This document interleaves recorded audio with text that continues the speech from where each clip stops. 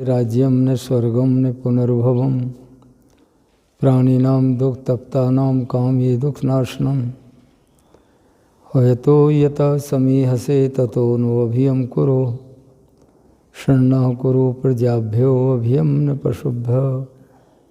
ओम शांति शांति शांति। श्रद्धेय स्वामी जी महाराज, संन्यास वृंद, सार्वदेशिक आर्य युवक परिषद के चिंतन शिविर में उपस्थित बहन और भाइयों, बहुत सुंदर व्यवस्था के अनुसार जो दिनचर्या निर्धारित की गई उसके अनुसार चिंतन मनन और मंथन चल रहा है। विषय आज दिया गया है महर्षि दयानंद और आर्य समाज। थोड़ा थोड़ा दोनों विषयों पर चर्चा करेंगे। आर्य समाज में दो शब्द हैं, एक आर्य और दूसरा समाज। आप सब लोग अच्छी तरह जानते हैं कि आर्य का अर्थ होता है श्रेष्ठ। गुण कर्म स्वभाव, श्रेष्ठ गुण कर्म स्वभाव युक्त आर्य, जिसके गुण अच्छे हैं, जिसके कर्म अच्छे हैं, जिसका स्वभाव अच्छा है, वो कोई भी व्यक्ति किसी वर्ग में, किसी परिवार में, किसी देश में पैदा हुआ हो, वो आर्य है। समाज और समझ ये दो शब्द हैं। समाज कहते हैं मनुष्यों के समूह को, और समझ कहते हैं पशुओं के समूह को। तो जो अच्छे लोगों का, श्रेष्ठ लोगों का समाज है, समूह है, उसी को समाज कहते हैं। महर्षि दयानंद जी महाराज ने मुंबई के अंदर आर्य समाज की स्थापना की, और उस समय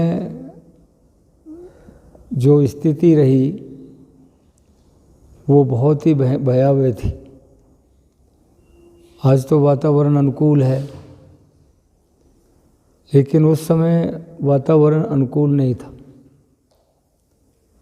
ऋषि ने बड़ा संघर्ष करके, साहस करके आर्य समाज की स्थापना की, और आर्य समाज का जो उद्देश्य रखा वो सार्वभौमिक है। 10 नियम बनाए, और छोटे से उसमें परिचय में अगर हम समझना चाहें तो आर्य समाज के जो 10 नियम हैं वो 3 कर्तव्यों का बोध कराते हैं। पहला, हमारा जो ईश्वर के प्रति क्या कर्तव्य है। 2 नियम इस बात का बोध कराते हैं। पहले नियम में ईश्वर की और दूसरे नियम में ईश्वर के स्वरूप की चर्चा है, और अंत में कहा कि वो सृष्टि करता है, पवित्र है, उसी की उपासना करनी योग्य है। तो ईश्वर के प्रति हमारा कर्तव्य है कि हम उसकी उपासना करें। और तीसरे नियम से लेकर के 5वें नियम तक हमारा अपने प्रति क्या कर्तव्य है उसकी चर्चा की गई। अभी बाहर जब बैठे थे तो स्वामी जी महाराज सत्य की बात कह रहे थे।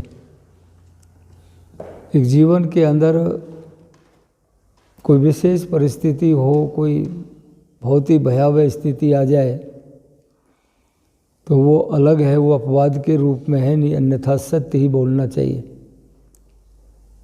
तो तीसरे नियम से लेके 5वें नियम तक ऋषि दयानंद जी महाराज ने जो नियम बनाए वो आर्यों के लिए,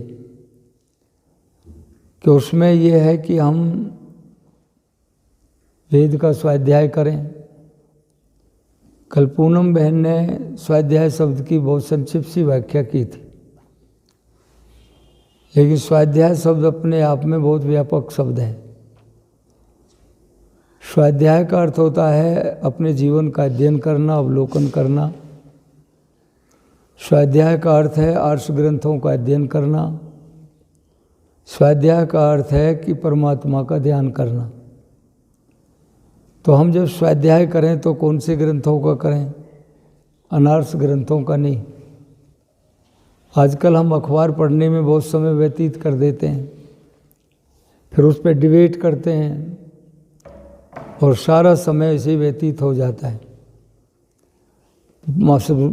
ऋषियों ने कहा कि स्वाध्याय उन ग्रंथों का करना चाहिए जिन ग्रंथों के पढ़ने से, अध्ययन करने से मुक्ति और मोक्ष की तरफ हमारी रुचि बने और उसको हम अच्छी तरह से समझ लें। तो ऋषि ने इसमें कहा कि भाई क्या करना चाहिए कि वेद कब स्वाध्याय।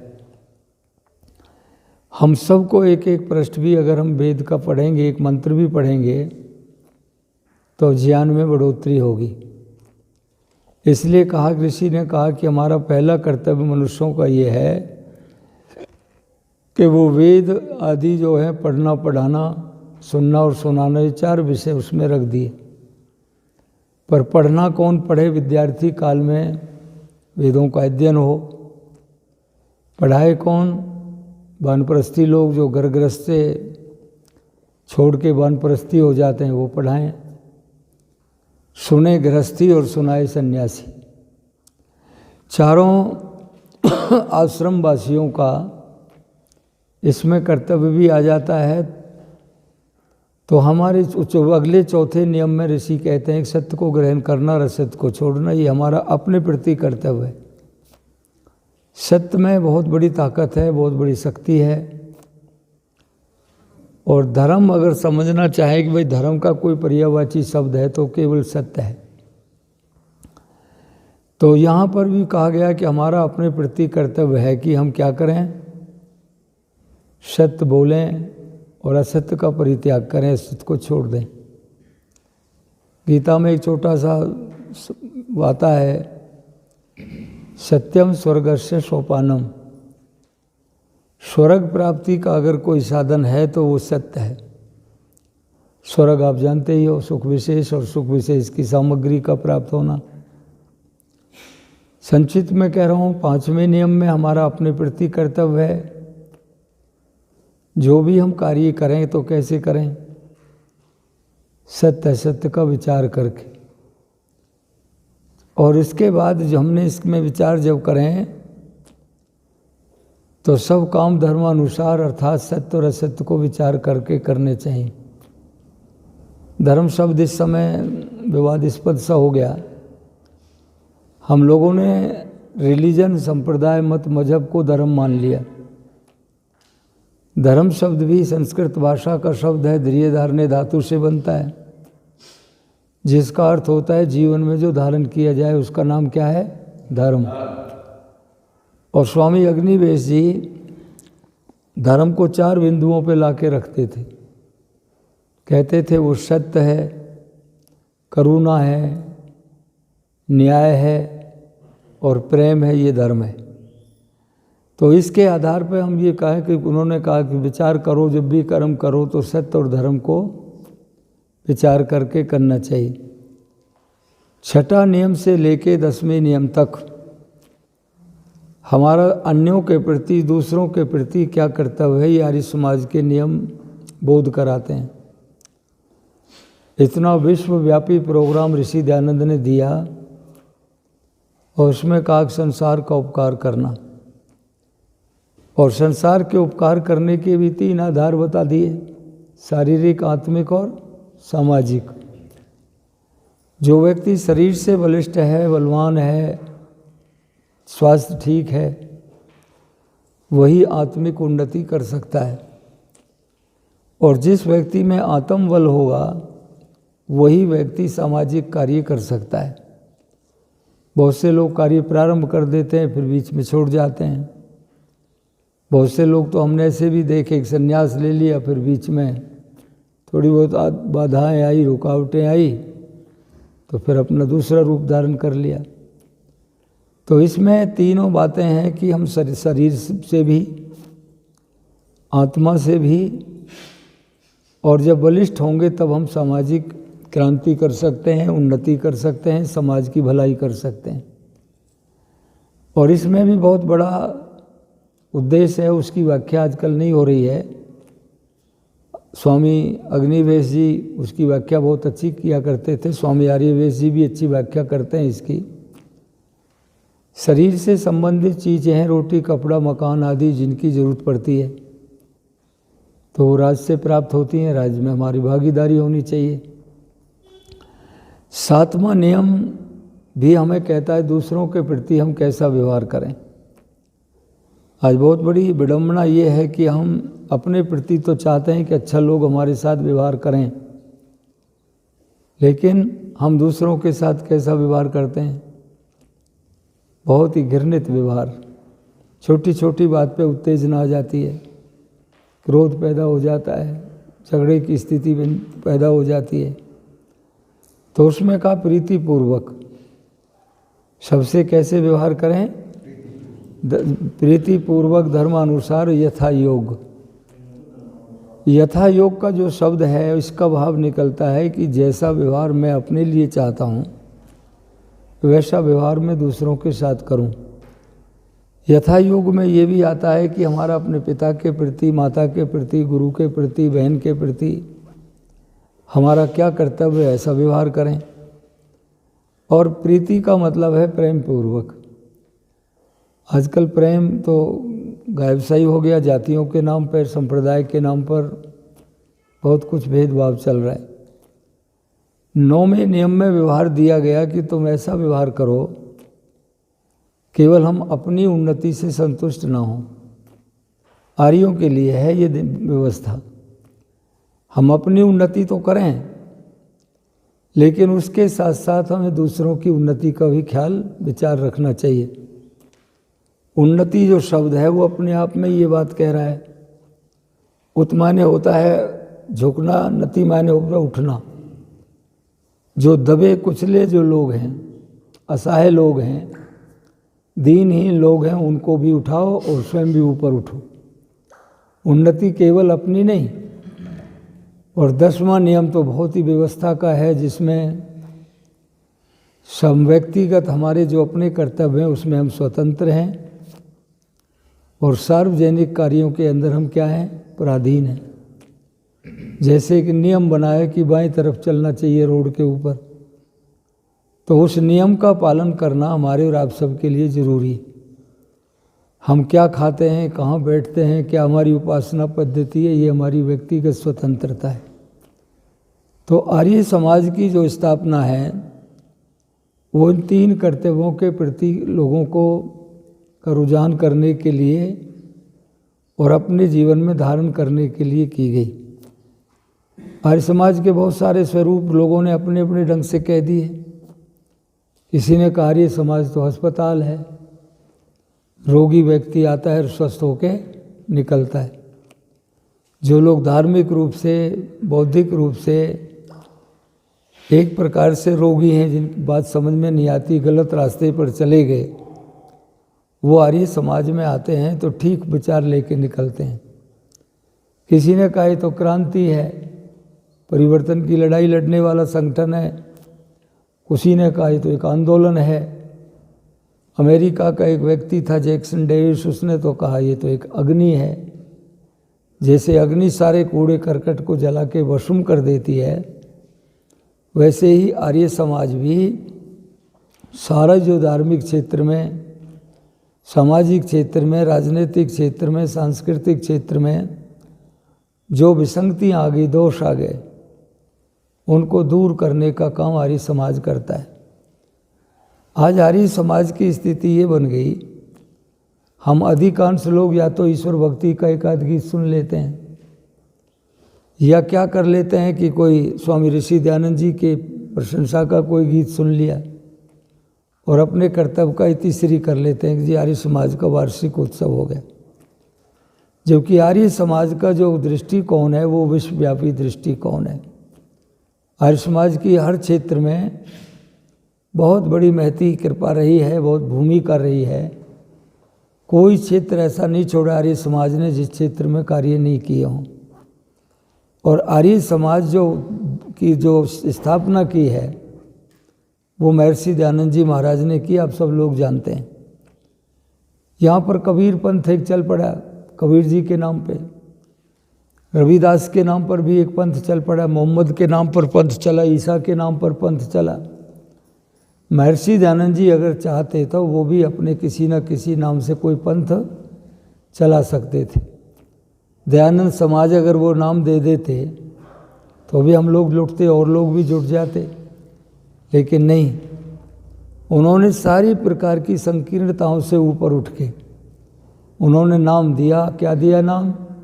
आर्य समाज। ये तो आर्यों का समाज है, किसी का व्यक्ति का नहीं है, आर्यों का समाज नाम दे दिया। और महर्षि दयानंद का जो जीवन है, जीवन चरित्र हमें ज़रूर पढ़ना चाहिए।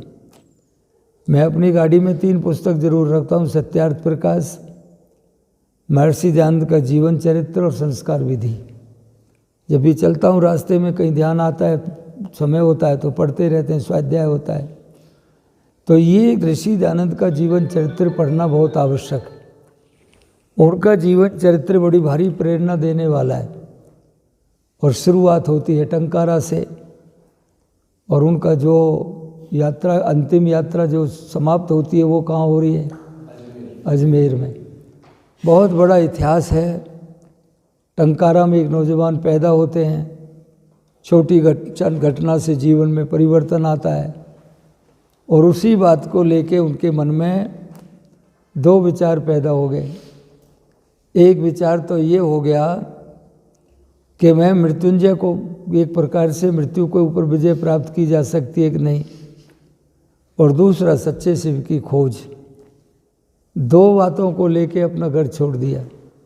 संपन्न परिवार में पैदा हुए ऋषि दयानंद जी, प्रतिष्ठित परिवार था, और घर को छोड़ के चले गए। मूल शंकर नाम था उस समय।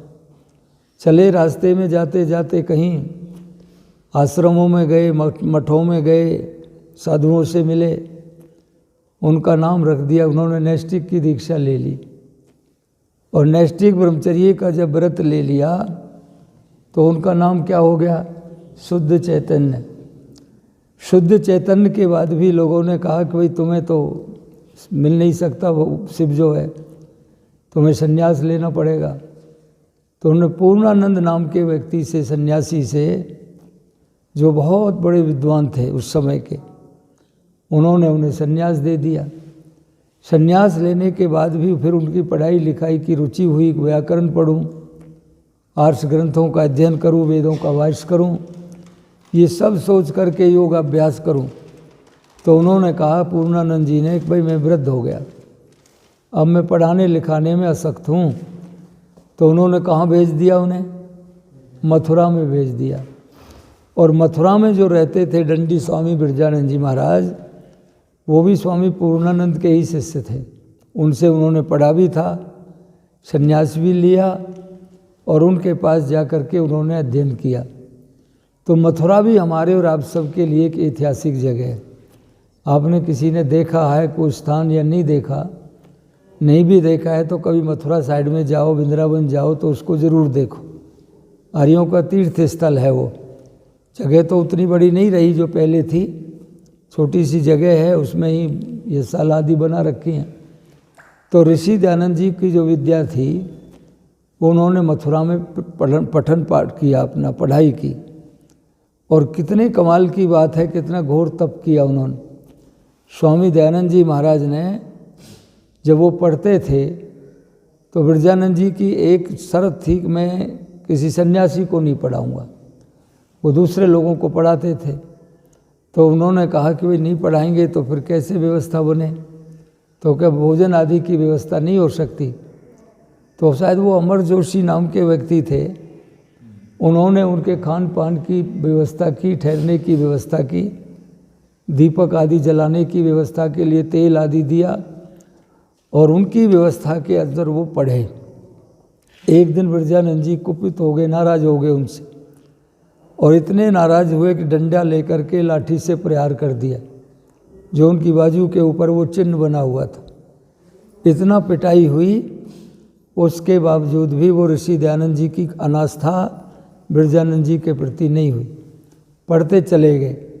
लेकिन अमर जोशी ने आके एक दिन कहा कि स्वामी जी दयानंद सन्यासी है, पढ़ने आपके पास पढ़ रहे हैं, सन्यासी के ऊपर ऐसे प्रहार करना, हाथ उठाना शोभा नहीं देता। तो बिरजानंद जी ने स्वीकार किया। बहुत बड़ी घटना ये घटी कि उनके सामने जो थे कई सहपाठी थे उनके। एक महर्षि दयानंद जब वहाँ से विदा लेके चले गए, लौंग आदि की भेंट दी, जीवन दिया, प्रेरणा मिली और सारा जीवन लगाने का संकल्प कर लिया। वैदिक धर्म का प्रचार, वर्ण व्यवस्था को पुनर्स्थापित करेंगे और धार्मिक पाखंड का खंडन करेंगे, समाज में क्रांति लाएंगे। जब इस विचार को लेके गए तो कभी वो घूम फिर करके वापस आ गए। आगरे में या मथुरा में कहीं वो प्रवचन दे रहे थे आगरा में, तो उस समय वो कंठी का तिलक का खंडन कर रहे थे। जो हम रुद्राक्ष आदि की कंठी पहन लेते हैं, तिलक लगाते हैं, उसका खंडन किया। तो उन्होंने कहा कि भाई, उन्होंने कहा तू तो दयानंद बड़ा कृतघ्न है, तो क्यों? उन्होंने कहा कि तुम इनका खंडन करते हो, इन चीज़ों को मैं गुरुजी से जाके कहूँगा। और वो बिरजानंद जी के पास में आए और उन्होंने कहा स्वामी जी आपने तो एक नास्तिक व्यक्ति को पढ़ा दिया। क्या कौन था कि दयानंद, कि क्या कर दिया? क्या वो तो कंठी का, पाषाण पूजा का, तीर्थों का, इन सब का खंडन करता है, वो तो बहुत नास्तिक है। तो उन्होंने कहा तुम्हें कैसे पता है? कि मैं स्वयं सुन के आया हूँ। तो उन्होंने कहा क्या तुम सत्य कहते हो? कि बिरजानंद जी ने कहा, तो उन्होंने कहा कि हाँ मैं सत्य कहता हूँ। तो उन्होंने कहा फिर तो मेरा पढ़ाना लिखाना सार्थक हो गया, इसीलिए मैंने पढ़ाया था। तो उन्होंने कहा क्या कंठी धारण नहीं करनी चाहिए, तिलक नहीं लगाना चाहिए? तो उन्होंने कहा नहीं। तो उन्होंने कहा फिर ये बात आपने हमें क्यों नहीं बताई थी? तो उन्होंने कहा तुम इसके पात्र नहीं थे, केवल दयानंद इसका पात्र था, इसलिए मैंने केवल दयानंद को ये बात बताई। तो महर्षि दयानंद जी महाराज बिरजानंद जी के सबसे श्रेष्ठ शिष्यों में से एक थे। और काम उन्होंने कितने किए, शास्त्रार्थ किया। हरिद्वार के अंदर कुंभ के मेले में महर्षि दयानंद जी महाराज का ने पाखंड खंडनी पताका फहराई, और उस पताका का अर्थ ये हुआ कि उन्होंने कहा कि आओ वेदों में दिखाओ कहाँ है पाषाण पूजा। तो बहुत सारे सवाल जब उठाए तो कोई व्यक्ति सामने नहीं आया। बहुत बड़ा इतिहास बन गया हरिद्वार में। अब उस स्थान पर जो है एक आश्रम बना हुआ है वैदिक मौन आश्रम के नाम से। तो उन्होंने वहाँ शास्त्रार्थ किया। और आर्य समाज का जो ऋषि दयानंद का सबसे प्रसिद्ध शास्त्रार्थ है वो काशी का शास्त्रार्थ है। अभी उसकी शताब्दी मनाई गई थी। काशी के अंदर शास्त्रार्थ किया और बहुत लोगों के साथ किया। अकेले गए वहाँ पर, और पौराणिक जगत के बहुत सारे लोग, विशुद्धानंद जैसे लोग शास्त्रार्थ करने के लिए उपस्थित थे। लेकिन हुड़दंग हुआ, शोर शराबा हुआ, लोगों ने वितंडा किया, और उसके अंत में जाकर के विजय ऋषि दयानंद की ही हुई। महर्षि दयानंद का शास्त्रार्थ काशी में जो हुआ वो प्रसिद्ध हो गया, पूरे प्रेस के अंदर वो आया। और उन्होंने सारे स्थिति चला करके महर्षि दयानंद जी महाराज ने पाठशालाएं भी चलाई। उनकी इच्छा थी कि छोटे छोटे बालकों को आर्ष ग्रंथ पढ़ाए जाएं, संस्कार दिए जाएं, लेकिन कोई योग्य अध्यापक नहीं मिले उन्हें, और वो कार्य बीच में बंद हो गया, नहीं चल पाया वो कार्य। तो महर्षि दयानंद जी ने बहुत सारे जब कार्य उन्होंने किए, और उन्होंने मथुरा में पढ़ाई की, टंकारा में जन्म लिया, मुंबई में आर्य समाज बनाया, हरिद्वार में पाखंड खंडनी पताका फहराई, और सबसे ज़्यादा देख करके फिर उन्होंने काशी में शास्त्रार्थ किया। और महर्षि दयानंद जी महाराज का जीवन बड़ा अनुपम जीवन है। बहुत बड़ी एक प्रेरणा उनके जीवन से मिलती है कि किसी भी क्षेत्र के अंदर उन्होंने किसी क्षेत्र को छोड़ा नहीं। सत्यार्थ प्रकाश उनका एक प्रमाणिक ग्रंथ है, जो हमारे और आपके लिए तो प्रमाणिक ग्रंथ है। वो सत्यार्थ प्रकाश में पहले 10 समोल्लासों में चर्चा अपने व्यक्तिगत की, लोगों को कैसा आचरण करना चाहिए, मुक्ति क्या है, विद्या क्या है, ईश्वर का स्वरूप क्या है, बंधन क्या है, और ब्रह्मचर्य के आश्रम की, वो गृहस्थियों की, सबकी चर्चा है। लेकिन पिछले जो 4 समोल्लास हैं उसमें ऋषि दयानंद ने जैन, बौद्ध, हमारे दूसरे जो यवन लोग हैं, इस्लाम है, ईसाईयत है, इनके विषय में बड़ी चर्चा की है। लेकिन आज लोगों ने केवल सत्यार्थ प्रकाश के 14वें समोल्लास को पकड़ रखा है कि ऋषि दयानंद ने 14वें समोल्लास में ये लिख दिया है, 14वें समोल्लास में ये लिखा है, और केवल उसी बात को लेके ज़्यादा चलते हैं। महर्षि दयानंद एक ऐसे व्यक्ति थे जिन्होंने सभी मत मजहब और संप्रदायों के अंदर जो गलतियां देखी, जो कमियां देखी, उनको सत्यार्थ प्रकाश में लिखा है। केवल मुसलमानों के बारे में नहीं, हिंदुओं के भी जो कुरीतियाँ और बुराइयां हैं, जो पाखंड है, उसके ऊपर भी उन्होंने लगातार प्रहार किया है। उसी तरह का प्रहार उन्होंने सब जगह किया। और महर्षि दयानंद पंजाब में रहे। महर्षि दयानंद का कार्य क्षेत्र ज़्यादातर ये अपना हिंदी भाषी क्षेत्र रहा। बहुत संघर्ष उन्होंने किए। महर्षि दयानंद को जहर दिया गया। कितनी बार दिया गया? एक धारणा बनी हुई है 17 बार, पर 17 बार का प्रमाण कोई मिलता नहीं जहर देने का। विष देने का प्रमाण तो केवल 2 मिलते हैं। तो अनूप शहर में, अनूप शहर के अंदर महर्षि दयानंद जी जब गए तो वहाँ पर कुछ लोगों को द्वेष हो गया। उन्होंने खंडन किया, और खंडन करने के बाद कुछ लोगों को द्वेष हुआ और उन्होंने योजना बनाई कि ऋषि दयानंद को विष दिया जाए। एक ब्राह्मण को तैयार किया, उन्होंने पान में ला करके विष दे दिया। ऋषि दयानंद जी ने चबाया और उसको पीने खाने के बाद देखा तो अनुभव हुआ कि कुछ दाल में काला है। उधर शूल होने लगा। यमुना में गए, कुछ क्रियाएं की और उसके प्रभाव को निष्प्रभावी बना दिया। बैठ गए आकर के। उसी शहर के अंदर मुसलमान था तहसीलदार सैयद अहमद, और उन्होंने तहसीलदार को जब पता लगा, वो ऋषि दयानंद की विचारधारा से प्रभावित थे, और प्रभावित भी इतने थे कि वो ऋषि दयानंद का उपदेश भी सुनते थे। एक दिन जब उन्हें पता लगा कि अमुक व्यक्ति ने जहर दिया, तो ऋषि दयानंद के पास में आए और कहा कि उस व्यक्ति को हमने गिरफ्तार कर लिया है, बताइए आप उसको क्या सज़ा दी जाए। तो ऋषि दयानंद से कहा उन्होंने, ऋषि दयानंद ने कहा देखो, मैं दुनिया को कैद कराने नहीं, कैद से बंधन से मुक्त कराने के लिए आया हूँ, उसको तुम छोड़ दो। अपने विष देने वाले को मुक्त करा दिया। कितनी बड़ी दया की भावना उनके जीवन में थी। वो किसी से द्वेष नहीं करते थे। किनारे पर बैठे रहते हैं, गंगा के किनारे झोंपड़ी बना करके, वहाँ कुछ अध्ययन कर रहे हैं, कुछ भाष्य कर रहे हैं, कुछ ब्राह्मण लोगों से, पढ़े हुए लोगों से लिखवाते रहते हैं। और उसी जगह पर थोड़ी दूरी पर ही एक साधु रहता है जो ऋषि दयानंद को गालियाँ देता है, उनका अपमान करता है। लेकिन महर्षि दयानंद की उदारता, फल की टोकरी लेकर के अपने शिष्य बलदेव को भेजते हैं और कहते हैं जाके ये टोकरी फल उसको दे आ।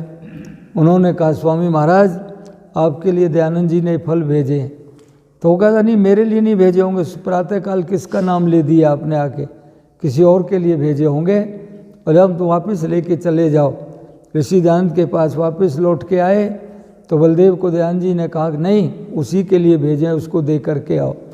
और वो व्यक्ति फल जब रख लिए तो महर्षि दयानंद के पास आके बैठ गया, पैरों में पड़ गए और उन्होंने कहा ऋषि दयानंद मैंने तो बहुत आपका अपमान किया।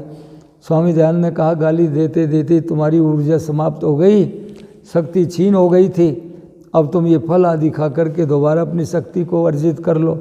इतनी उदारता महर्षि दयानंद जी में रही। उसका कर्णवास का राजा था करण सिंह बड़गुजर, महर्षि दयानंद के पास में आया और भागवत, उन्होंने कहा तुम गंगा का खंडन करते हो, तुम रासलीला का खंडन करते हो, भागवत का खंडन करते हो। तो स्वामी दयानंद जी महाराज ने ओके बात उनको समझाने की कोशिश की, पर उन्होंने तलवार निकाली। म्यान से तलवार निकालने के बाद जब प्रहार करने लगे तो स्वामी दयानंद ने कहा करण सिंह को कि अगर शास्त्रार्थ करना हो तो अपने गुरु को बुला ले, मैं तैयार हूँ, और शस्त्रार्थ करना हो तो देश में बहुत क्षत्रिय बड़े हैं, किसी के साथ जाके युद्ध कर लो। तो ऋषि दयानंद जी महाराज के जीवन में बहुत बड़ी बड़ी प्रेरणा है। 2 पहलवान आ गए और उन्होंने देखा कि बड़ा मस्टंडा एक महात्मा बैठा हुआ है, और बैठ के क्या योजना बनाई कि इसको आज नदी के अंदर फेंकेंगे और इसका जीवन समाप्त हो जाएगा। जब उन्होंने कोशिश की उठाने की तो ऋषि दयानंद ने एक हाथ इधर बगल में दबाया, दूसरा इसमें, और गंगा में छलांग लगा दी। वो जब घबराने लगे, परेशान होने लगे, तो ऋषि ने उनको छोड़ दिया और स्वयं अपना जल में तैर करके कहीं आगे निकल गए। तो महर्षि दयानंद के ऊपर बहुत बार लोगों ने प्रहार किए, उन्हें मारने का प्रयास किया, और अंतिम अवस्था में आप सब लोग जानते ही हो जो कुछ हुआ। बहुत घृणित घटना घट गई। महर्षि दयानंद का एक राष्ट्रवादी चिंतन है, स्वामी दयानंद जी केवल आध्यात्मिक साधु नहीं थे, वो समाज सुधार भी चाहते थे, आध्यात्मिक भी चाहते थे और राजनीतिक क्रांति के भी पक्षधर थे। बहुत बड़ी भूमिका उनकी इस देश की आज़ादी में रही, उनके अनुयायियों की रही। उनके ग्रंथों को पढ़ के बहुत लोगों ने प्रेरणाएं ली। तो स्वामी दयानंद जी महाराज को जीवन के अंदर बहुत बड़ा संघर्ष करना पड़ा। जगह जगह वो गए, शास्त्रार्थ किए, लोगों ने पथराव किए। एक जगह ऋषि दयानंद का व्याख्यान चल रहा है और व्याख्यान चलते समय पर क्या होता है, वहाँ पर एक अध्यापक ने बच्चों को भड़का दिया।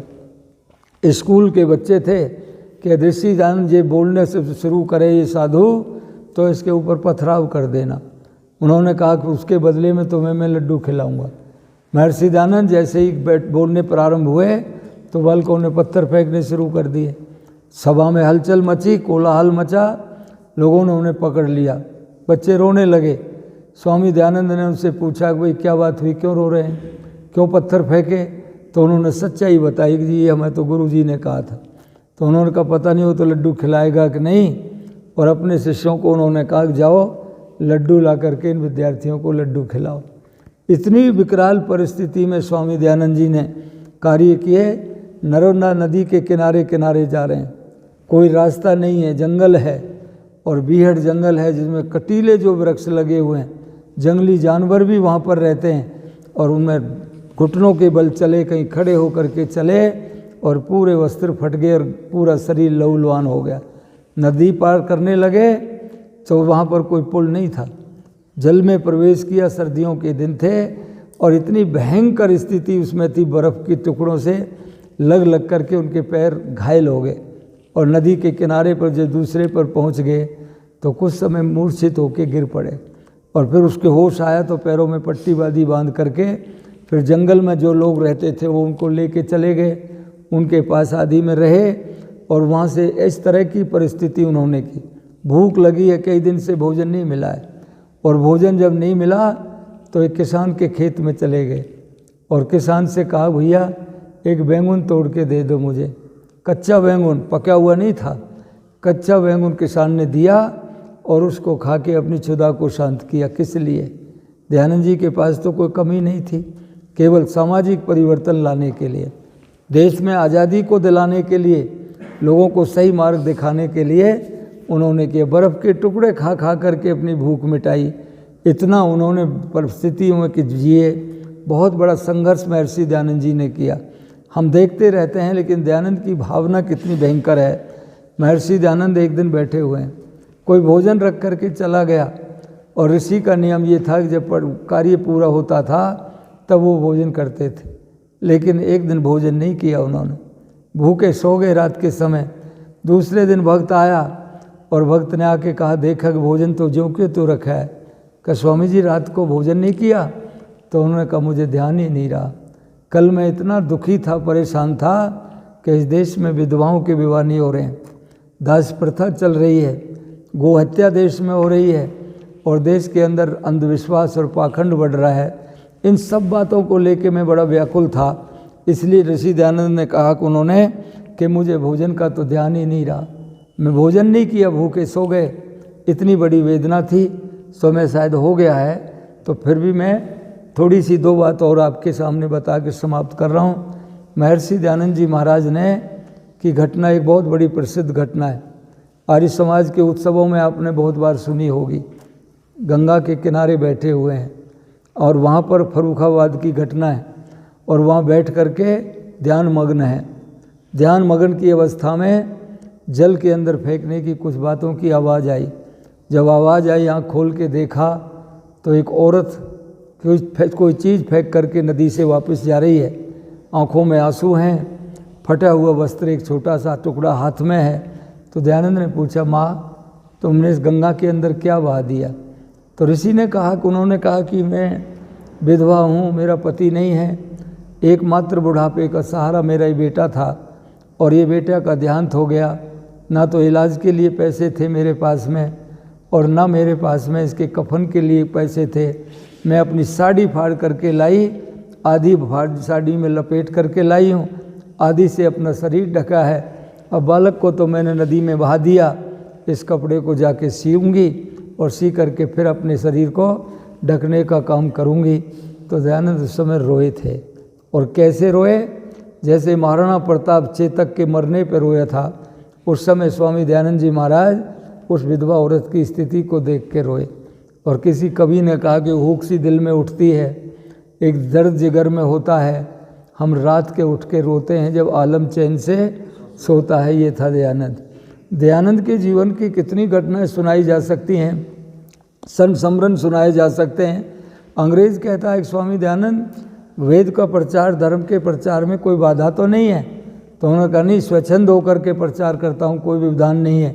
तो उन्होंने कहा फिर तो भगवान से प्रार्थना किया करो कि भारत के अंदर चिरकाल तक अंग्रेज़ों का राज स्थापित रहे। लेकिन दयानंद ने क्या कहा कि अंग्रेज़ को कहा, अंग्रेज़ मैं तो भगवान से रोज़ प्रार्थना करता हूँ कि अंग्रेज़ मेरे देश से चला जाए और मेरा देश आज़ाद हो जाए, मेरी तो ये कामना है। इतना बड़ा कौन कह सकता है? वो कह सकता है जिसमें आत्मबल होगा। स्वामी दयानंद में आत्मबल था, शरीर का बल भी था। और ऋषि दयानंद केवल जीवन में 2 बार रोए।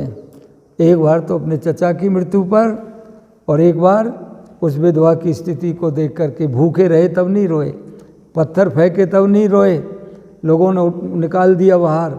लाहौर में सभा हो रही है, पौराणिक लोग ले गए, मूर्ति पूजा का खंडन किया, उन्होंने हटाया कि जाओ। डॉक्टर रहीम खां वो ले गए, मस्जिद में प्रवचन कराया, तो उनका अपनी कोठी पर प्रवचन कराया, तो वहाँ इस्लाम के खिलाफ बोले, वहाँ से भी विदा कर दिया गया। उस समय दयानंद रोए नहीं थे, इस देश की व्यवस्था पर रोए। तो महर्षि दयानंद के जीवन चरित्र को हम पढ़ें, समझें, सुनें, एक एक घटना को देखें और आम आदमी को इस बातों को बताने का प्रयास करें, तो हमारी समझ में आएगा कि दयानंद क्या है। दयानंद को समझेंगे तो आर्य समाज समझ में आ जाएगा। बहुत बड़ा उद्देश्य लेके आर्य समाज की स्थापना महर्षि दयानंद ने की थी। तो मैं अपना आपका धन्यवाद करता हूँ, स्वामी जी का धन्यवाद है, उन्होंने मेरे जैसे अबोध व्यक्ति को बैठने या बोलने के लिए समय दिया। आप सबका बहुत धन्यवाद।